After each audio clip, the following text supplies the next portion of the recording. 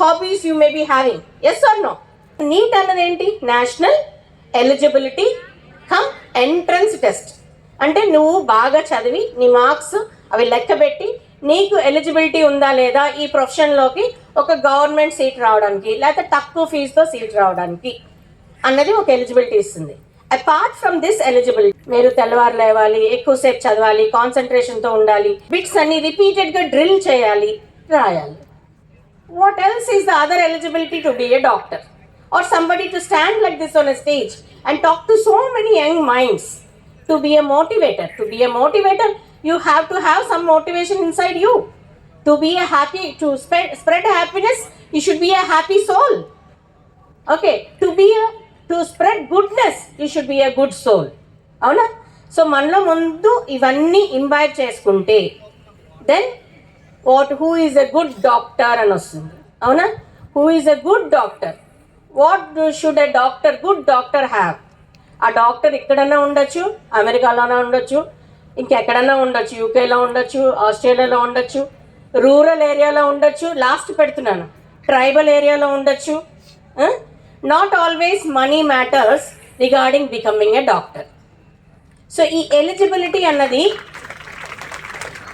Marks పరంగా sir మాట్లాడారు, అవన్నీ మీరు కష్టపడాలి, ఇవన్నీ త్యాగించాలి, పక్కన పెట్టాలి, చదవాలి.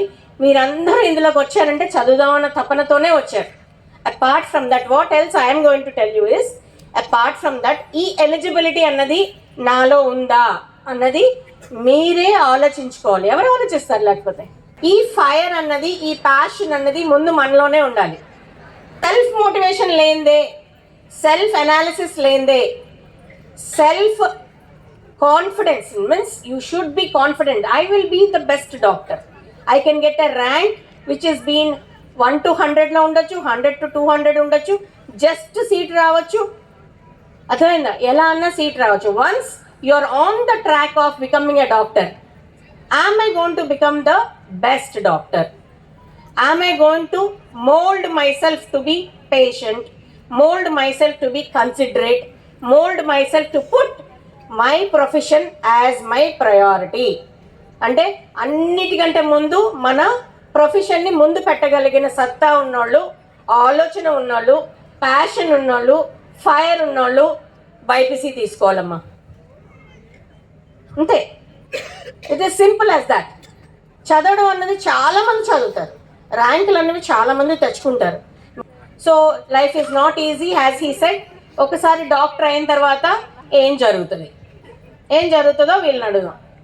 ఓకే, సో ఇక్కడ దాకా మీలో సెల్ఫ్ మోటివేషన్ ఇంప్రూవ్ చేసుకోండి, సెల్ఫ్ అనాలిసిస్ చేసుకోండి. అందరం పర్ఫెక్ట్ కాదు, కానీ మనం పర్ఫెక్ట్గా ఉండాలని సమాజం కోరుకుంటుంది. మనకి కూడా మన ఫేవరెట్ డాక్టర్స్ ఎవరు అని అంటే మన మాట బాగా వినేవాళ్ళు, మన బాధను అర్థం చేసుకునేవాళ్ళు, మన కోసం టైం ఇచ్చేవాళ్ళు, మనల్ని చిరాకు పడని వాళ్ళు, అర్ధరాత్రి లేపినా మన కోసం వచ్చేవాళ్ళే మనం చూస్ చేసుకుంటాం. Yes or no? All of you have family doctors, all of you, even MPC students, you will have family doctors at your place. వాళ్ళని ఎవరిని చూస్ చేసుకుంటాం? మనం కంఫర్టబుల్గా ఉన్న వాళ్ళ దగ్గరే చూస్ చేసుకుంటాం. సో ఇవన్నీ క్యారెక్టరిస్టిక్స్ ఒక డాక్టర్లో ఉండాలి.